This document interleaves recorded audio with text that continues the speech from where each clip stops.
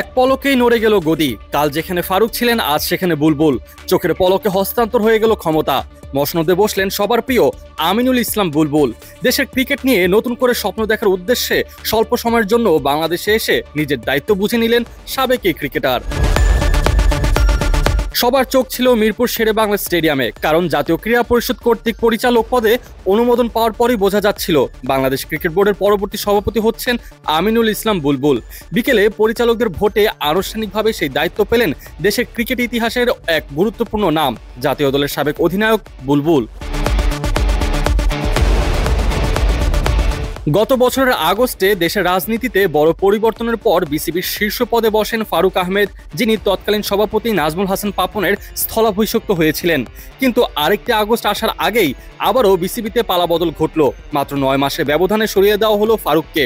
বোর্ডের 8 পরিচালক তার উপর অনাস্থা জানানোর পরেই শুরু হয় নাটকীয় পরিবর্তনের প্রক্রিয়া।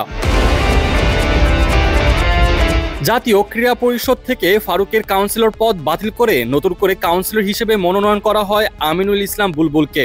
যদিও তার জন্য ছিল একটা কঠিন পথ। আইসিসির এশিয়া অঞ্চলের ডেভেলপমেন্ট ম্যানেজারের দায়িত্ব ছেড়ে এসে এই পথ চলা শুরু করতে হয়েছে তাকে। এরপর বিসিবির পরিচালকদের ভোটে সভাপতি হিসেবে নির্বাচিত হন বুলবুল। নতুন এই নেতৃত্বে এসেছে এমন এক সময়ে যখন দেশে ক্রিকেটে অস্থিরতা চলছে। দীর্ঘদিন ধরেই দায়িত্বে থাকা নাজমুল হাসান পাপনের পর ফারুক আহমেদ কিছুটা ভিন্ন ধারার নেতৃত্বে আনতে চাইলেও বোর্ডের অভ্যন্তরীণ মতবিরোধ ও সিদ্ধান্তহীনতা তার সময়কে আরও কঠিন করে তোলে। এর ফলে মাত্র কয়েক মাসের ব্যবধানে দায়িত্ব ছাড়তে হলো তাকে।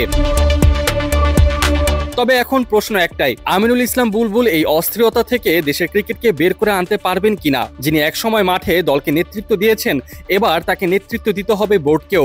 একটা সময় যখন সমন্বয়, স্বচ্ছতা ও স্থিতিশীলতা সবচেয়ে বেশি প্রয়োজন। ক্রিকেট প্রেমীরা এখন সেই অপেক্ষাতেই নেতৃত্বের বদলের এই ঢেউ দেশে ক্রিকেটকে কোন দিকে নিয়ে যায়।